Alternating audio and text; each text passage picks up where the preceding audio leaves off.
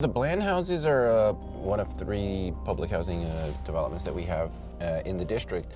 And, for the past decade, they haven't had a community center. Whenever we've gone and knocked and talked to folks that live in Bland, especially those that have young children, that's the number one thing that they're asking for.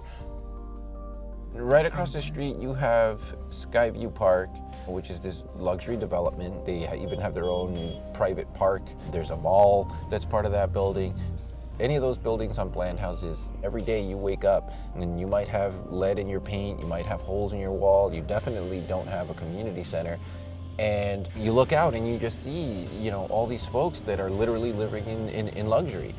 It's kind of stark when you look at what's going on in this community and you look at all the development that's going on, these condominiums that are going up, and all the investment that's going on, and yet somehow we can't manage to get this center open.